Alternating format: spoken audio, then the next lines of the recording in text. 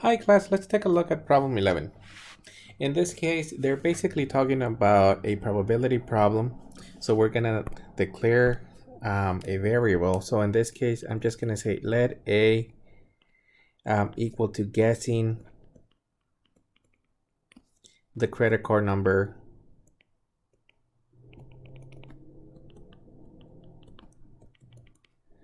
on the first try. So this is equal to the following. Technically, it's gonna be 1 over, and here's what we have for the sample space. Each one of these digits can be technically from 1 to all the way to technically 9. So there's a total of 10 possible ways or 10 possible digits that can take the first spot. So technically, to guess the first value, the first digit, you're gonna have 10 possibilities. So this is for the first digit. To guess the second one, well, at the moment this credit card has a 2, but it also has a total of 10 possible. So technically you're gonna have 10. And in this actual way, all the way to the last digit. Your last digit, well, it consists of 16 digits. So this will be the 16th digit. In this case, I'm just going to rewrite it as this is equivalent to 1 over 10 to the 16. You can punch it into the calculator. It's just going to give you scientific notation. So 1 divided by 10 to the 16, I'm getting that this is equivalent to 1 times 10 to the negative 16. So a ton of zeros and then technically a 1. That's actually it for this one. It's going to be very similar to example 12. Keep in mind that because they're actually asking for a probability, you have to declare that.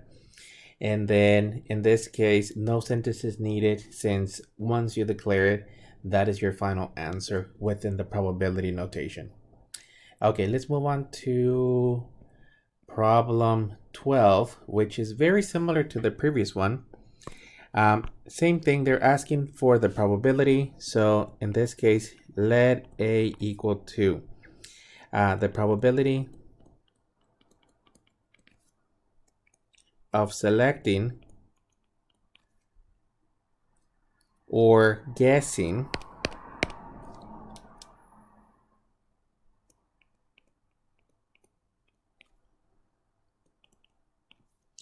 the safe combination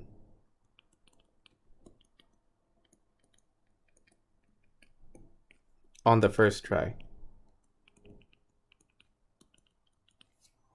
So this is equal to 1 over the following. Now, we're told that you only have 4 numbers, and your digits for each of the numbers are going to be 0 to 99. So you have a total of 100 possible numbers that you can punch in. So you can punch in 0, you can punch in 70, or any value up to 99. So in total, you're going to have a total of 100.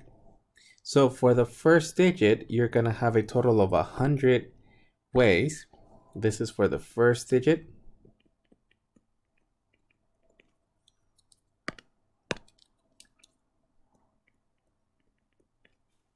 Then we technically have the same for the second digit. And then technically this one is only 4, so I don't need the dots. Let me just rewrite it as 100 and 100. Or another way of viewing it is 1 over 100 to the 4th power. Please evaluate this. And this one is giving me a total of 1 times 10 to the negative 8. Some of these problems, it is likely that the software wants the decimal approximation. So in this case, you would say that this is 0.1234567 and then a 1. Let me count them. So if you're moving the decimal to the left, you're going to move it 8 places. So that would be 1, 2, 3, 4, 5, 6, 7, and 8. That's your decimal if you're writing it in scientific notation. So if you only have a couple of zeros, in this case you have a total of 7 zeros. Let me count them again. 1, 2, 3, 4, 5, 6, 7. The software may want either scientific or the decimal. The calculator gives you an E. That's just to emphasize times powers of 10. So for the calculator, I'm getting on this problem as an answer 1e to the negative 8. That is just the notation of 1 times 10 to the negative 8. That's actually it for this problem. I didn't write on the previous one the decimal because, well, it has a times 10 to the negative 16, so I would have to put 15 zeros and then the 1. For this one, most likely it just wanted the well, actually it could want that, or since it's almost 0, there's a chance that the software wants a 0. So just keep in mind that for some of the problems where your answer has a ton of zeros and it's technically almost impossible to guess it. That's actually it for 11. And then on 12 I am writing it as a decimal because there is a chance. Also, don't forget that that's the notation that the calculator is giving you.